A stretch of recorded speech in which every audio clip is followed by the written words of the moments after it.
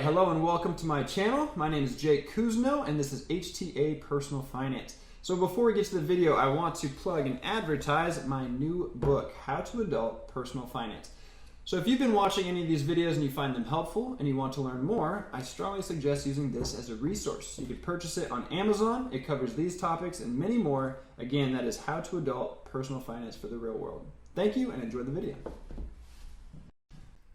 All right, let's talk about insurance. Now, I understand insurance is pretty boring. I get it. And you may be wondering, why are we talking about insurance in a channel that's dedicated to personal finance?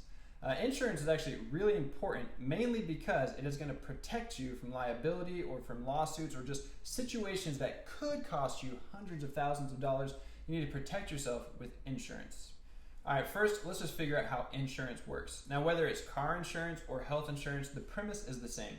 It's basically a collection of many people, sometimes millions, who are going to pay money every single month into a fund, basically, and the insurance companies have this pool, this huge pool of cash. And what they use this huge pool of cash for is to pay for things when they go wrong. Maybe it's a huge medical expense, or maybe it's an auto accident, but they use all this money to cover what can be very costly expenses.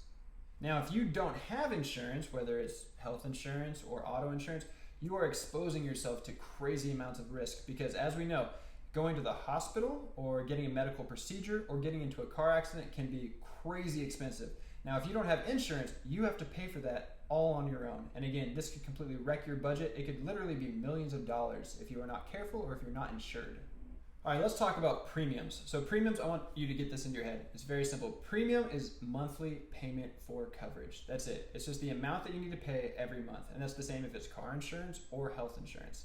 So your premium is going to be what you have to pay no matter what. You're going to be doing this every month. And your premium is going to depend on a couple of different factors.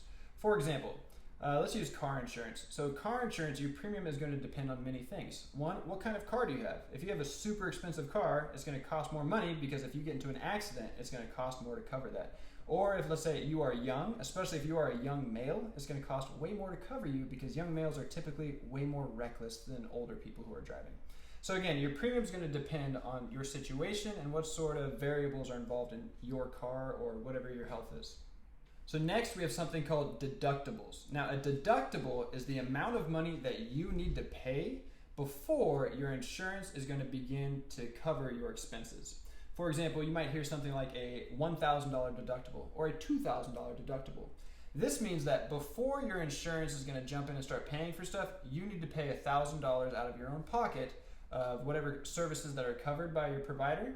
And then once you hit that point, then insurance is going to kick in. So there's always a relationship between premiums and deductibles. So typically, if you have a very high premium, you're going to have a low deductible. And this makes sense, right? If you're paying a lot of money every single month, you can expect, all right, I don't want to have to pay a bunch of money out of pocket when I actually need to use my insurance. Now, inversely, if you have a very low premium, you can probably expect a high deductible. Now, think about it for a second. Why would they offer these two different scenarios with a high premium, low deductible versus a low premium, high deductible? Who would this benefit?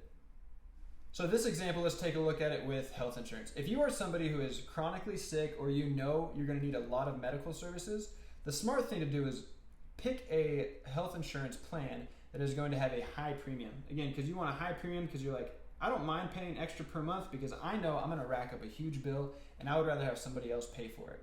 Now, on the other end, I have a very low premium and a very high deductible because I'm fortunate right now. I don't need a lot of medical attention. I don't go to the hospital that often. And again, I don't want to be paying a lot of money every single month if I'm not even using these services that are offered to me. So let's dive a bit more deeply into health insurance because it can be very complicated in the United States. Now, two terms you need to be aware of are copay and coinsurance. Now, copay is a set fee for different medical services that you get. So let's say if you have a $25 copay whenever you see your general doctor, it means anytime you go in for a checkup, you have to pay $25. It doesn't matter, you're gonna have to pay that 25 bucks. Or if you're like getting an x-ray, it might be a bit more expensive. Maybe it's $100 or maybe it's $200. The thing to remember about copays is it is a set fee for the service you are getting. Now, coinsurance is not a set fee, it's based on percentages. So for example, if you have a coinsurance of 20% and then the health insurance provider is going to pay 80%, It means whatever procedure you get, you're going to get that bill, and maybe the bill is $100. Now again, with the 20% example, because you are on the hook for the coinsurance of 20%, if you have a $100 procedure, you need to pay $20. Again, this could get sort of dangerous if you have a very expensive procedure and you need to pay a certain percentage of it. But again, so copay is going to be a set amount. Coinsurance is based on a percentage. And again, generally, if you have a copay, you won't have a coinsurance. Or if you have coinsurance, then you don't have copay. It's generally one or the other. So let's take a look at an example because this will simplify things for you. So let's take a look at coinsurance. Let's say you have a health plan, and your health plan is a $1,500 deductible, and it also has a coinsurance of 20%. So with this in mind, let's say you need a $10,000 surgery. So let's check this out. So you have a $10,000 surgery that you need to get. Now, let's say this is also the first medical expense you've had of the year. So you haven't paid any money toward your deductible. So in this example, it's a $10,000 surgery. So the first thing, you need to pay $1,500 because again, that's your deductible. That's the amount of money you pay before your insurance is going to kick in. So you pay $1,500, you know you're gonna have to pay it. You can't get out of that. Now the rest of the money that is owed, that's $8,500. Because your coinsurance is 20%, it means of that $8,500, you also have to pay 20% of that. So that is $1,700. So basically for this $10,000 surgery, under these circumstances, you're looking at $3,200 that you have to pay. But again, moving forward for the rest of that year, because you've already paid your deductible, you don't need to pay the deductible again. Okay, again, this is a very simplified video. There's more to health insurance, but this should give you the foundation, and don't be afraid when you see these words because these are the things that you need to know to really choose your plan. So again, you have premium. This is your monthly payment. You have deductible, the amount of money that you need to pay before your health insurance provider kicks in.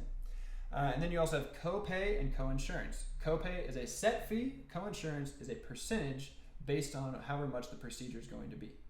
All right, now like every other shameless YouTube video out there, please, if you enjoyed this video, please hit like, please subscribe, and most importantly, if you have any additional questions, please leave them in the comment section here or on my website at htapersonalfinance.com. Thanks for watching.